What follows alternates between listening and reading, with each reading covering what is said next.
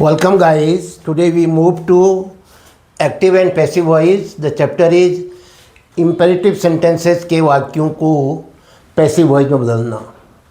imperative sentence क्या होते हैं? आदेशात्मक वाक्य जिनमें क्या किया जाता है, या तो आदेश होता है, ऑर्डर होता है, और या क्या होता है, एडवाइस होती है, और या रिक्वेस्ट होती है। ऐसे सेंटेंसेस को हम कहते हैं इंपेरेटिव सेंटेंस, जिसमें ऑर्डर हो, एडवाइस हो और रिक्वेस्ट हो। अगर हम ऑर्डर कर रहे हैं किसी को, मालिक नौकर को कर रहा है, टीचर स्टूडेंट्स को कर रहा है, तो ये ऑर्डर के सेंटेंस होंगे। ऐसे एडवाइस, ऐसे रिक्वेस्ट। अब मैं आपको बताऊंगा कि इंपेरेटिव सेंटेंस को पैसिव वॉइस बदलने से पहले ये ध्यान दो, अगर इंपेरेटिव सेंटेंस में ऑर्डर का बोध हो, आज्ञा का बोध हो, तो हम उस सेंटेंस को कैसे बदलेंगे? जैसे open the door, go there, sit down, don't open the door, never open the door, don't go there, don't play in the field. ऐसे वाक्य जिनमें आदेश है, ऑर्डर है, तो ऐसे सेंटेंसेस को हम लेट से शुरू करेंगे। लेट के बाद ऑब्जेक्ट आएगा। जैसे आपने देखा ये भर्व है, इसके बाद क्या आएगा? ऑब्जेक्ट। ये भर्व है, इसके बाद क्या आएगा? ऑब्जेक्ट। ये भर्व है, इसके बाद क्या आएगा? ऑब्जेक्ट। तो हम पहले लेट लगाएंगे, लेट के बाद ऑब्जेक्ट लगाएंगे, ऑब्जेक्ट के बाद अपने तरीके से बी लाएंगे, बी ई बी, प्लस भर्व की थर्ड फॉर्म। जो भर्व आई है उसकी थर्ड फॉर्म आएगी। पैसिव वॉइस में सब जगह थर्ड फॉर्म आती है। तो अब जैसे पहला सेंटेंस था ओपन द डोर, क्या सेंटेंस दिया हुआ था? ओपन द डोर, दरवाज़ा खोलो, ये दिया हुआ था। तो आपने कहा ये तो आदेश है, ऑर्डर है, तो हम पहले अपने मन से क्या लगाएंगे? लेट। लेट शब्द हम लाए, हम क्या लाए? पहले लेट शब्द लाए हम। रोकिएगा, पीछे बैठ। पहले हम क्या लाए? लेट शब्द लाए। लेट के बाद क्या किया हमने? ऑब्जेक्ट लिया। ऑब्जेक्ट क्या है इसमें? The door. ऑब्जेक्ट क्या है इसमें? The door. तो क्या हो जाएगा? Let the door. फिर क्या लगाएंगे अपने मन से? बी। और फिर ओपन जो है भर्व थी, क्योंकि ये सेंटेंस भर्व से शुरू होते हैं, ओपन की थर्ड फॉर्म होती है opened. Late the door be open. अब नेगेटिव में देखो, डोंट ओपन द डोर, फिर भी हम लेट लगाएंगे, फिर द डोर लिखेंगे, लेकिन डू नॉट की जगह में या डोंट की जगह में हम क्या लिखेंगे? नॉट। फिर अपने मन से क्या लाएंगे? बी, फिर भर्व ओपन की थर्ड फॉर्म ओपन। तो क्या बना? Late the door not be open. Number next, never open the door, दरवाज़ा कभी मत खोलना। तो क्या हो जाएगा? लेट डालेंगे अपने मन से, फिर ऑब्जेक्ट लेंगे द डोर, फिर ये नेगेटिव वर्ड नेवर लिखेंगे, उसके बाद बी, उसके बाद वर्ब की थर्ड फॉर्म। तो क्या बना? नेवर ओपन द डोर का late the door never B opened. तो हमेशा इस पर ध्यान दो, किस पर? नॉट नेवर बी ओपनड, ध्यान दीजिएगा। Late the door never be open. क्या था इनमें? इनमें आज्ञा, ऑर्डर का बोध था। तो हमने क्या किया?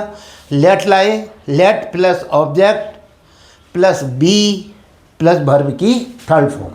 नंबर 2 एक्टिव में देखो, डोंट ओपन द डोर, दरवाज़ा मत खोलो। डोंट ओपन द डोर, दरवाज़ा मत खोलो। तो क्या हो जाएगा? Let the door not be open. Never open the door, let the door never be open. तो आपने अनुमान लगा लिया, जिन सेंटेंस में, जिन इंपेरेटिव सेंटेंसेस से ऑर्डर का बोध होता है, वहाँ पर हम let plus object plus be plus verb की थर्ड फॉर्म का यूज करते हैं। ये फॉर्मूला याद रखिए। नंबर 2 बी में आइए, यदि मंत्रणा का बोध हो, एडवाइस दी जा रही हो, किसी को सलाह दी जा रही हो, तो क्या होगा? Respect your elders, never tell a lie, always help the poor. क्या दे रहे हैं हम किसी को? किसी से क्या कह रहे हैं? अपेक्षा रख रहे हैं। किसी से हम क्या कर रहे हैं? सलाह दे रहे हैं, किसी को एडवाइस कर रहे हैं।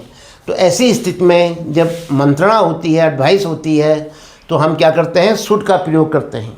क्या फॉर्मूला होगा, ऑब्जेक्ट लाएंगे पहले, object plus should plus be plus verb की थर्ड फॉर्म। अनुमान लगा लो, क्या कहा मैंने, पहले ऑब्जेक्ट लाएंगे, जैसे योर रेस्पेक्ट वर्ब है, योर एल्डर्स ऑब्जेक्ट है, तो हम क्या करेंगे, पहले योर एल्डर्स को पहले लिखेंगे। ऐसे यहाँ देखो, never tell a lie, never tell, tell verb है, अ लाई क्या है, ऑब्जेक्ट है, तो हम पहले क्या लिखेंगे, अ लाई लिखेंगे। और ऐसे ही always help the poor, help verb है, द पुअर क्या है, ऑब्जेक्ट। हम यहाँ पर एडवाइस वाले सेंटेंस में पहले ऑब्जेक्ट लिखेंगे, फिर लिखेंगे शुड, चाहिए। शुड के बाद क्या आएगा, बी, और उसके बाद क्या आएगा, वर्ब की थर्ड फॉर्म। नेगेटिव को शुड के बाद, नॉट को, नेवर को शुड के बाद एडजस्ट कीजिए। रेस्पेक्ट योर एल्डर्स, तो योर एल्डर्स पहले आ जाएगा, फिर शुड आएगा, फिर बी आएगा, फिर थर्ड फॉर्म, रेस्पेक्ट की थर्ड फॉर्म होती है respected. Your elders should be respected. क्या दिया था, रेस्पेक्ट योर एल्डर्स, अपने से बड़ों का सम्मान करो। यहाँ क्या हुआ, अपने से बड़ों का सम्मान किया जाना चाहिए। जो सब्जेक्ट है, जो व्यक्ति था वो सामने खड़ा है, उससे हम बोल रहे हैं, बात कर रहे हैं, यू, उसको नहीं लिख रहे हैं हम, बाय यू नहीं लिख रहे हैं, क्योंकि वो अंडरस्टूड होता है। नेवर टेल अ लाई, कभी झूठ मत बोलना। तो अब क्या होगा, अ लाई ऑब्जेक्ट है, इसको पहले लिखेंगे, फिर शुड आएगा, फिर नेवर शब्द आया है तो इसके पीछे नेवर लिखेंगे शुड के बाद, नॉट या नेवर, फिर बी आएगा, फिर वर्ब की थर्ड फॉर्म। तो क्या बना, a lie should never be told. दिया क्या था, never tell a lie, active voice. Passive क्या बना, a lie should never be told. क्या था इस इंपेरेटिव सेंटेंस में, एडवाइस थी। यस, ऑलवेज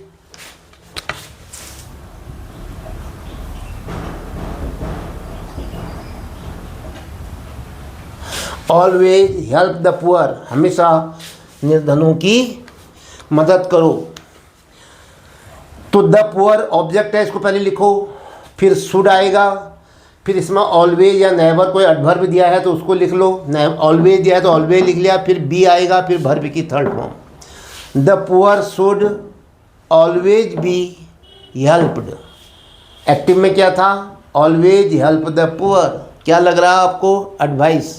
तो क्या करोगे, पहले ऑब्जेक्ट लोगे द पुअर, फिर शुड लिखोगे, फिर उसके बाद एडवर्ब ऑलवेज लिखोगे, फिर बी, फिर वर्ब की third form, the poor should always be helped. Active में क्या है, always help the poor. Passive में क्या आ रहा है, the poor should always be helped. अब इसी प्रकार से यदि रिक्वेस्ट का बोध होता है इंपेरेटिव सेंटेंस में, आपको लग रहा है कि सेंटेंस से कोई रिक्वेस्ट की जा रही है, तो उस रिक्वेस्ट के सेंस में हम क्या करेंगे, जैसे हम जानते हैं कि रिक्वेस्ट के लिए कुछ शब्द होते हैं, kindly, please, would you mind, would you please, could you please.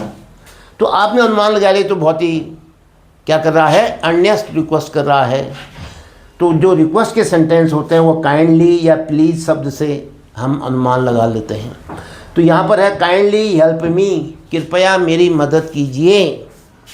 कैसा सेंटेंस हुआ, इंपेरेटिव तो हुआ, लेकिन इसमें क्या किया जा रहा है, रिक्वेस्ट। तो ऐसी स्थिति में काइंडली शब्द को हम चेंज कर देते हैं, you are requested.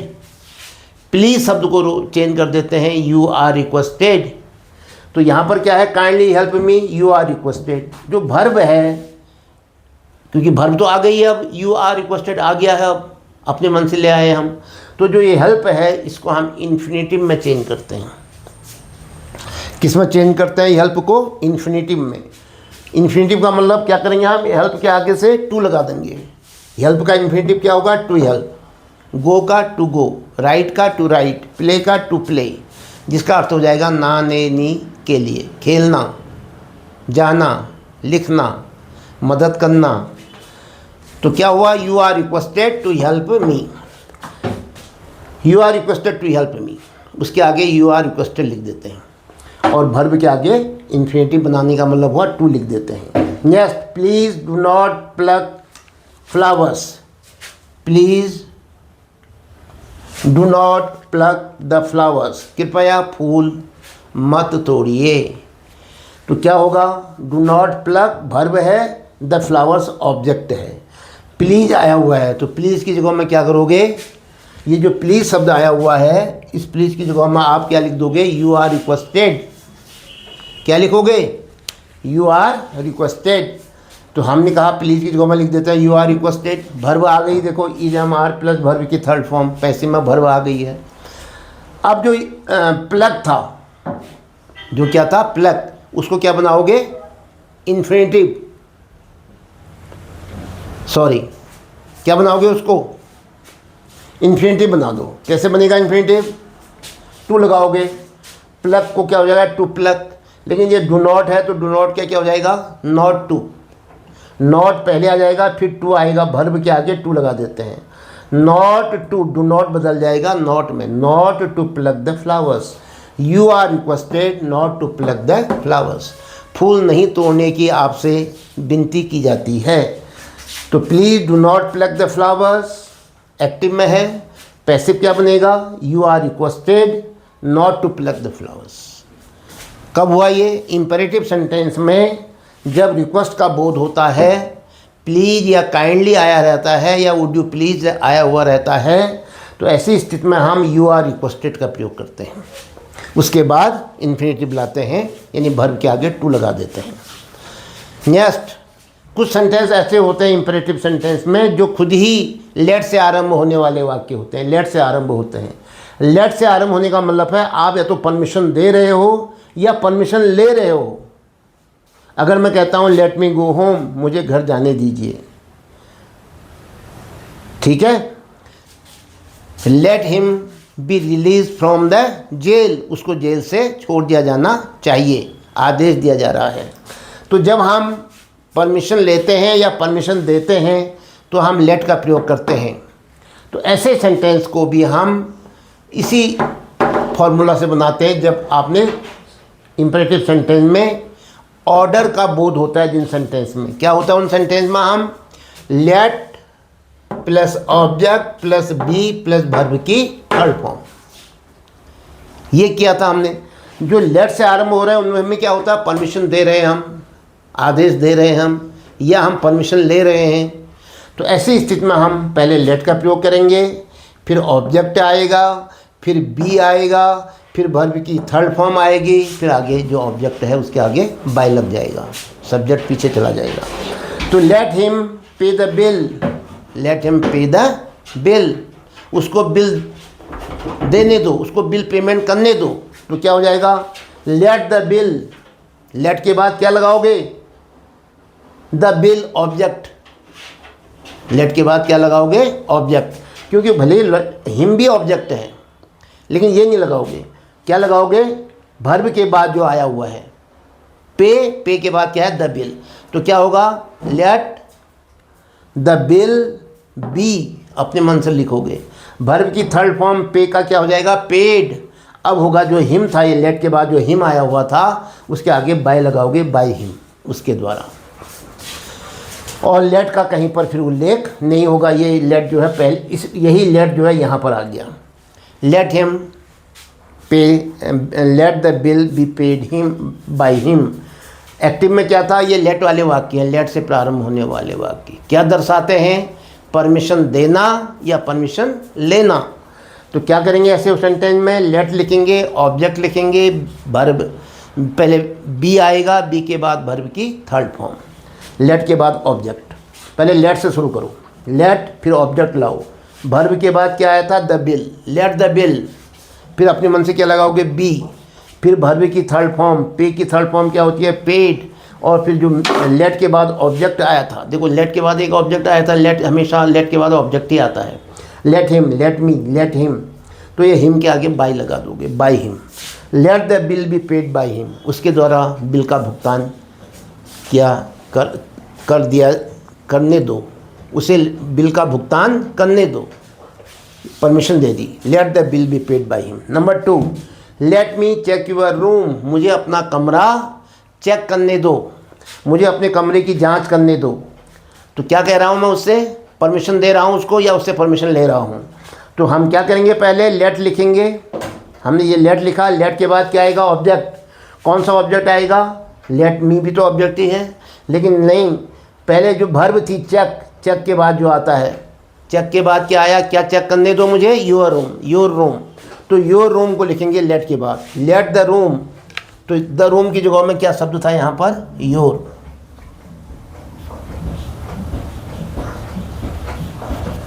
Late your room, अब लगाएंगे आप बी अपने तरीके से। फिर वर्ब की थर्ड फॉर्म, चेक की थर्ड फॉर्म चेक्ड। फिर ये जो मी था इसके आगे क्या आएगा, बाय मी। तो क्या बना, let your room be checked by me. Active में क्या था, let me check your room, और पैसिव क्या हो जाएगा, let your room be checked by me. Yes, let him learn the lesson, उसे पाठ याद करने दो। क्या किया जा रहा है, उसको आदेश दिया जा रहा है कि भाई उसको पाठ याद करने दो, उसको पाठ याद करने दो, उसको याद। अब क्या होगा, उसे पाठ याद करने दिया जाए। तो क्या करोगे, लेट लगाओगे, लेट के बाद ऑब्जेक्ट आएगा। कौन सा ऑब्जेक्ट आएगा, देखो, लर्न वर्ब है, वर्ब के बाद क्या है, द लेसन। तो लेट के बाद लिखोगे द लेसन, ये ऑब्जेक्ट हो गया। लेट द लेसन, फिर अपने मन से बी लिखोगे। फिर जो लर्न जो वर्ब थी इसकी third form, learn, learned, learned, late the lesson B learned. और जो ये लेट के बाद वाला हिम था ये पीछे जाएगा, इसके आगे बाय लग जाएगा, बाय हिम। तो क्या कहोगे, क्योंकि लेट के बाद हमेशा ऑब्जेक्टिव केस होता है। भले ये सब्जेक्ट था, है ना, ये सब्जेक्ट था, लेकिन ये सब्जेक्ट जो है नॉमिनेटिव केस में नहीं लिखा जाता है। ही होना चाहिए था यहाँ पर मैंने कहा आई होना चाहिए था, यहाँ पर ही होना चाहिए था। लेकिन क्यों, क्योंकि लेट के बाद हमेशा ऑब्जेक्टिव केस आता है। सब्जेक्ट भी ऑब्जेक्टिव केस में आया था, तो हम पीछे ले गए, इसका हमने क्या किया, ऑब्जेक्ट बनाया। पहले ही वो ऑब्जेक्टिव केस में लिखा हुआ है, तो अपने आप ही हमने उसको वही रखा, उसके आगे बाय लगा दिया। ये रूल है। तो क्या कहा आपने, let plus object plus verb, be plus verb की थर्ड फॉर्म प्लस ऑब्जेक्ट। तो क्या हुआ, let the lesson be learn by him. Active में क्या था, let him learn the lesson. Passive क्या बना, लेट वाले वाक्यों में, let the lesson be learn by him. तो ये थे आज इम्परेटिव सेंटेंसेस को पैसिव वॉइस में चेंज करना। किस तरीके से किया आपने, क्या होता है इम्परेटिव सेंटेंसेस में, अगर ऑर्डर का बोध हो तो आपने कहा let plus object plus be plus verb की थर्ड फॉर्म। अगर कोई सेंटेंस लेट से शुरू हो रहा है, उसमें भी आदेश दिया जाता है या परमिशन ली जाती है, तो क्या कहोगे, वहाँ पर भी वही होगा, let plus object plus be plus verb की थर्ड फॉर्म। और अगर माना एडवाइस दी जा रही हो, तो एडवाइस में हम किसका प्रयोग करते हैं, शुड का। और शुड के बाद क्या आता है, बी, बी के बाद क्या आता है, वर्ब की थर्ड फॉर्म। तो किससे शुरू करेंगे, ऑब्जेक्ट पहले ले लेंगे, उसके बाद क्या लिखेंगे, शुड, शुड के बाद क्या लिखेंगे, बी, बी के बाद वर्ब की थर्ड फॉर्म। अगर रिक्वेस्ट का बोध होता है, कहीं पर प्लीज आया है, काइंडली आया है, वुड यू प्लीज आया है, तो हम उस शब्द को चेंज कर देते हैं, you are requested, you are asked. तो वो यू आर रिक्वेस्टेड के बाद फिर क्या आएगा, इन्फिनेटिव आएगा, वर्ब के आगे टू लगाओगे। नेगेटिव है तो नॉट शब्द को पहले लिख दोगे, do not, did not, does not, never, ये पहले आ जाएंगे, फिर टू आएगा, नॉट टू, उसके बाद फिर वर्ब की फर्स्ट फॉर्म। तो इस ढंग से आप क्या किया आपने, फिर वर्ब की फर्स्ट फॉर्म आ गई, बाकी सेंटेंस जो है वो आ गया उसके पीछे से जो बचा हुआ टुकड़ा है। तो आज आपने इम्परेटिव सेंटेंसेस को पैसिव वॉइस में बदलना सीखा। किसके कहते हैं इम्परेटिव सेंटेंस, जिनमें ऑर्डर होता है, एडवाइस होती है और रिक्वेस्ट होती है। आशा है कि आपको ये पार्ट समझ में आया होगा। आप कमेंट बॉक्स में अपनी राय अवश्य दें। एक्टिव पैसिव के कई पहलू हैं, तो प्रत्येक फील्ड में, प्रत्येक यूनिट में आपकी मास्टरी होनी चाहिए। और छोटी क्लास में अगर आप जब इसको सीख लेते हो तो आपके लिए ये वरदान बनता है, हर जगह आपको काम देता है। तो कमेंट बॉक्स में अपनी राय ज़रूर लिखें, आपको कैसा लगा, अपने दोस्तों को शेयर करें और चैनल को सब्सक्राइब करना ना भूलें। इसके साथ ही आज का वीडियो समाप्त होता है। जय हिंद।